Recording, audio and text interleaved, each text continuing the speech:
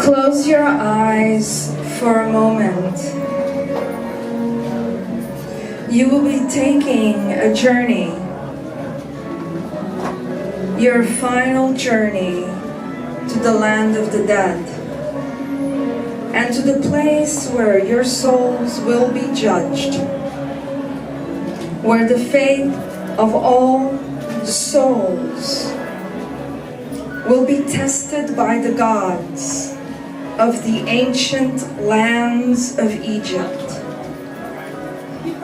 Keep your eyes closed. Now is not the time for you to try to make amends for any of the misdeeds you have performed in life. It's too late. Now is the time for the weighing of the heart. It is natural that every living creature in life shall have it come to an end. This is simply a phase of any mortal life. Today it's your day. Your life has ended. You have just seen the blackness of death and felt the coldness of the grave. Now, open your eyes. You are now sitting in the anteroom of the hall of Maat, the goddess of truth, balance, law, morality, and justice. The great goddess Maat stands in the hall.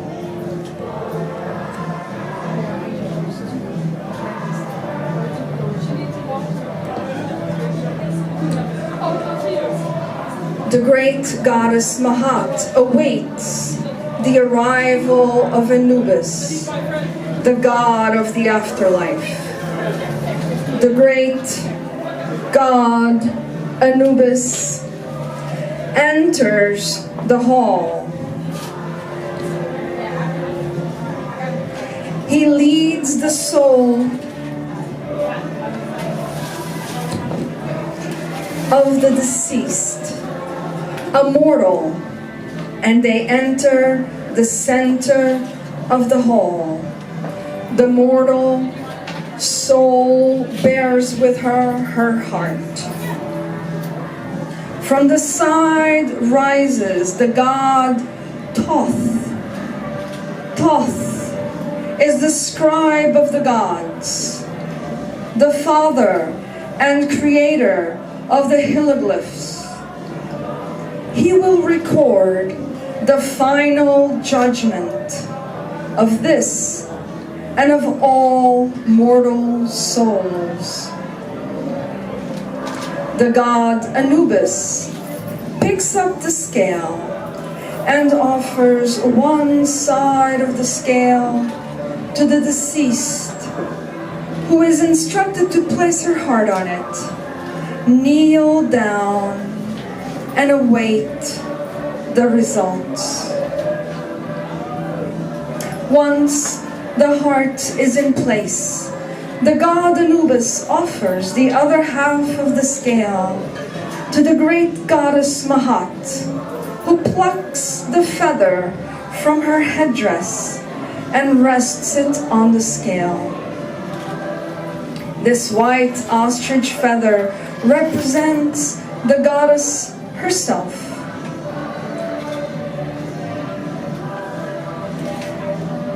It is used to determine the value of the mortal's life by weighing it against the burden within their heart. Should the feather outweigh the heart, the soul of the deceased is deemed to be worthy, true, and just. Aya was a good woman, beloved daughter, wife, and mother, who lived her life in accordance to the laws decreed by the gods. never wronged, cheated, or injured anyone. She passed quietly this morning in her sleep. We see here that the heart of Aya weighs less than the feather. This pleases Goddess Maat. The reward for living a pure and just life is being allowed to ascend paradise for all eternity. Aya may now claim her heart and sit and rest among those who, like herself, are awaiting Osiris to lead them into paradise. The goddess Maat retrieves her feather. The god Anubis sets down the scale and proceeds out to bring forth the next soul to be judged. The great god Anubis re-enters, slowly leading the soul of yet another deceased mortal to the center of the hall. Like all those who have come this way before, he too bears his heart. The god Anubis once again picks up the scale and offers one side to the deceased, who is instructed to place his heart on it. He must kneel down and await judgment. Kneel down and await the judgment. Once the heart is in place, the god Anubis offers the other side of the scale to the goddess Maat, who then rests her feather in it. Zahid was well known in life to be a scoundrel and a criminal. No, it's not true. He took for granted his time and used it for nefarious and evil purposes. Lies. To kneel down and await the judgment. He murdered his neighbor over a petty property dispute. It was my land. Being found guilty and executed in accordance with the law of the land, his soul was sent to the afterlife. Zahid fears his deeds will have dire consequences and trembles before the sight of the scale as the moment the feather is placed, the scale begins to tip. It crashes down under the weight of his heavy and impure heart. Dude. A heart filled with anger, greed, and hate. There is no doubt here. I helped make Egypt great again. Seeing this, the goddess Maat glares at Zahid. She points at him in disgust. He has lived an impure and immoral life, a life that violates the laws laid down by the ancient ones. For Zahid, there is no paradise. There will be no life ever after in the light of the gods. For Zahid has but one destination, one retribution for his debts. And he recognizes this as swiftly as the scale tips.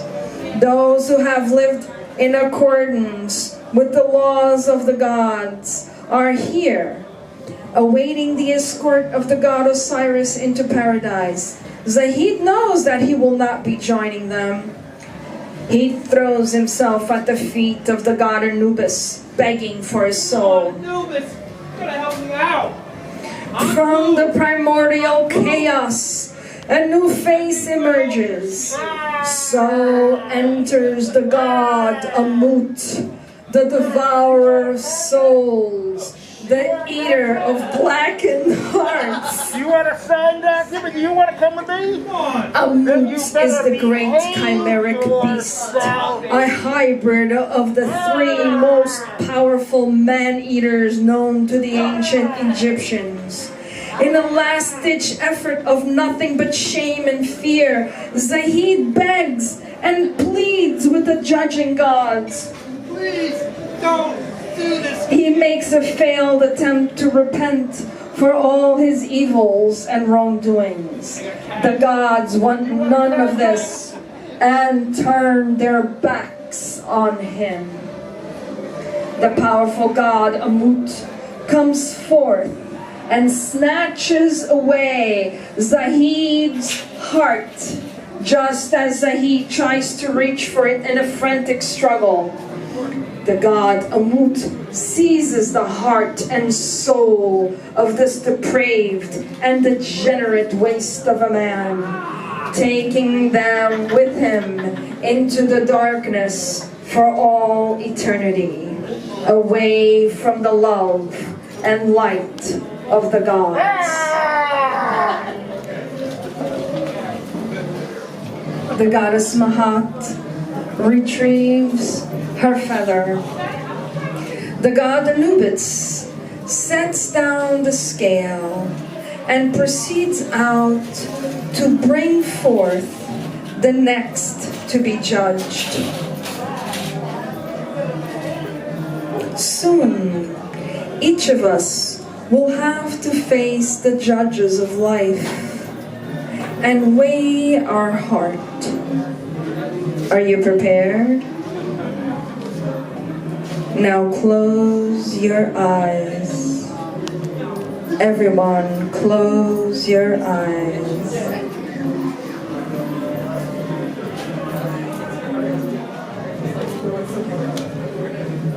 Travel back from the hall of Maat through the cold darkness of the void and return your soul to your body from whence you came. Now, it is a time to check your conduct before the gods and men, to ensure you are living a true, just, fair, and honorable life. For in the end, when the true moment of your passing comes, and Anubis claims your soul for judgment, how will you be judged? Take a moment to lighten the burden on your soul and make amends for the ills that weigh down your heart, so that you may live in peace. Now, open your eyes. Open your eyes and feel the warmth of the light and the joy of the love of the world. Thank you.